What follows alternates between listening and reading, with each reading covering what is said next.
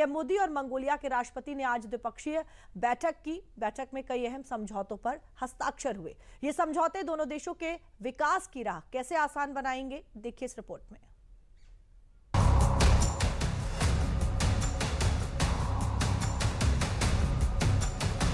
ये नजारा है दुनिया का भारत पर बढ़ते विश्वास का।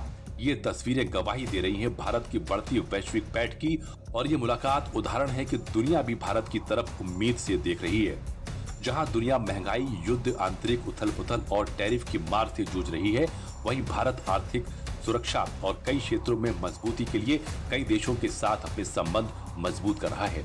और इसी के तहत मंगलवार को भारत के पुराने साथी मंगोलिया ने भारत के साथ साझेदारी को और मजबूत करने के लिए ऐतिहासिक कदम लेते हुए दोनों देशों के विकास को रफ्तार देने के लिए कई समझौतों पर हस्ताक्षर किए और समझौतों का आदान प्रदान किया।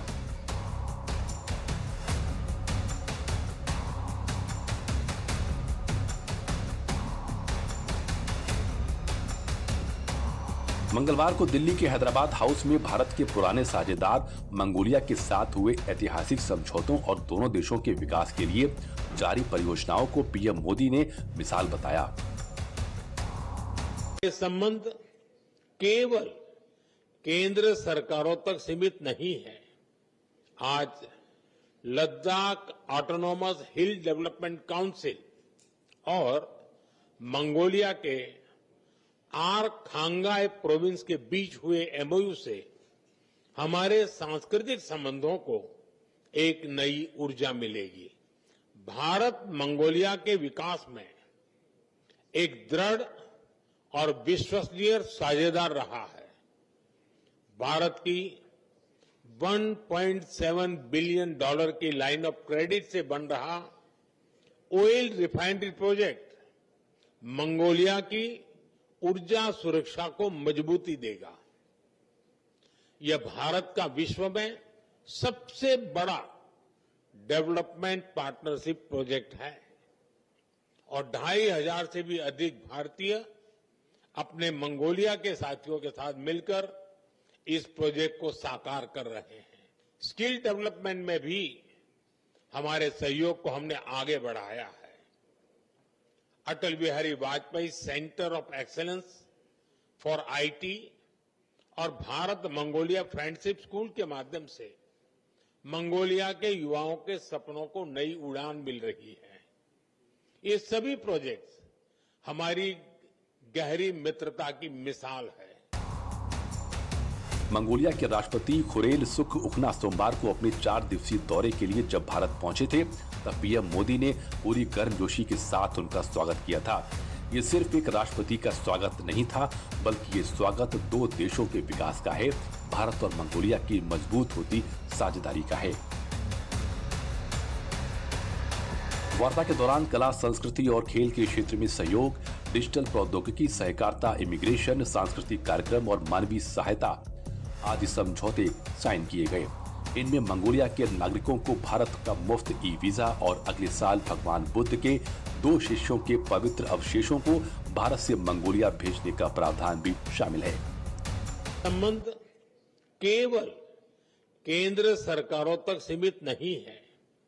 आज लद्दाख ऑटोनोमस हिल डेवलपमेंट काउंसिल और मंगोलिया के आरखांगाई प्रोविंस के बीच हुए एमओयू से हमारे सांस्कृतिक संबंधों को एक नई ऊर्जा मिलेगी। दोनों देशों की साझेदारी को मजबूती देने के लिए व्यापार, रोजगार और पर्यटन को बढ़ावा देने के लिए पीएम मोदी ने मंगोलिया के नागरिकों को भारत का मुफ्त ई वीजा देने की घोषणा की। साथ ही कैसे संबंधों को और गहरा करने और दोनों देशों के बीच की दूरियों को मिटाने के लिए मंगोलिया और भारत के बीच जल्द ही चार्टर उड़ानें शुरू हो सकती हैं। Carrier is preparing to operate charter flights to New Delhi and Amritsar starting later this year, which will make a substantial contribution to expanding our bilateral relations and cooperation, including tourism and business sectors. व्यापार, रोजगार और पर्यटन के अलावा दोनों देशों में रक्षा सुरक्षा सहयोग पर भी चर्चा हुई। 7 दशक पुराने साझेदार मिलकर ग्लोबल साउथ की आवाज बनने के लिए तैयार हैं। और ये यात्रा तब हो रही है जब भारत और मंगोलिया अपने राजनयिक संबंधों के 70 वर्ष और स्ट्रेटेजिक पार्टनरशिप के 10 वर्ष मना रहा है। इस अवसर पर आज हमने एक ज्वाइंट पोस्टल स्टैंप जारी किया है, जो हमारी साझा विरासत, विविधता और गहरे सभ्यतागत संबंधों का प्रतीक है। पिछले एक दशक में इस पार्टनरशिप के हर आयाम में नई गहराई आई है, नया विस्तार आया है।